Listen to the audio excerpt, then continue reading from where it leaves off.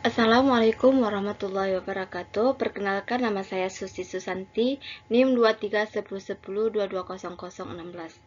Saya akan mempresentasikan tentang leukemia atau penyakit kanker darah. Apa itu leukemia? Leukemia adalah kanker pada jaringan pembentuk darah, terutama sumsum tulang dan sel darah putih, yang menyebabkan produksi sel darah putih abnormal yang berlebihan, yaitu sel abnormal mengganggu fungsi normal darah. Selanjutnya, jenis leukemia terbagi menjadi dua bagian. Yang pertama, kecepatan perkembangan.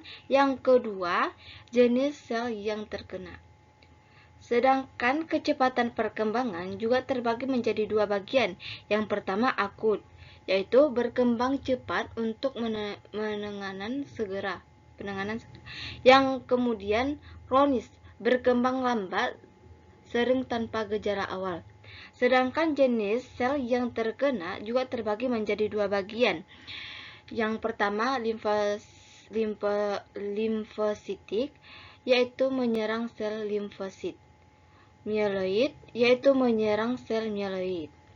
Kombinasi kecepatan perkembangan jenis sel yang terkena leukemia menghasilkan 4 tipe utama, yaitu yang pertama ALL, yang kedua AML, yang ketiga CLL, yang keempat CML. Selanjutnya, penyebab dan faktor resiko leukemia yang belum diketahui secara pasti.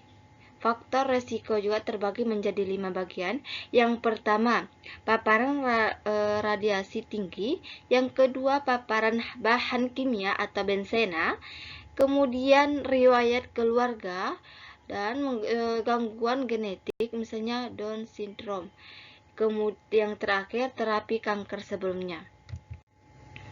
Selanjutnya, gejala leukemia, yaitu kelelahan dan lemas, pucat, demam atau infeksi berulang, kemudian memar atau mimisan, mudah nyeri tulang, pembengkakan kelenjar getah bening, hati atau limpa.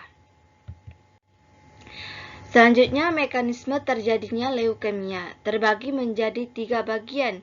Yang pertama, mutasi DNA pada sel induk darah, yaitu produksi sel darah putih abnormal. Yang kedua, sel abnormal tidak mati seperti sel normal, yaitu menutup. Yang terakhir, menghambat produksi sel darah merah dan trombosit, yaitu anemia, infeksi, dan pendarahan. Selanjutnya, diagnosis juga terbagi menjadi 3 bagian. Yang pertama, tes darah lengkap atau CBC, yaitu menunjukkan peningkatan sel darah putih abnormal. Yang kedua, biopsi sumsum tulang, yaitu memastikan jenis leukemia. Yang terakhir, tes genetik dan molekuler, yaitu menentukan pengobatan yang tepat. Selanjutnya, pengobatan leukemia, yaitu kemoterapi, yaitu pengobatan utama, kemudian radioterapi, yaitu pada beberapa kasus, kemudian transplantasi sumsum tulang. Selanjutnya, terapi target dan imunoterapi, yaitu mengobati modern yang lebih spesifik. Selanjutnya, pencegahan dan gaya hidup, yaitu menghindari paparan bahan kimia dan radiasi berlebihan, makan makanan yang bergizi dan sehat, kemudian rutin pemeriksaan kesehatan jika memiliki resiko tinggi.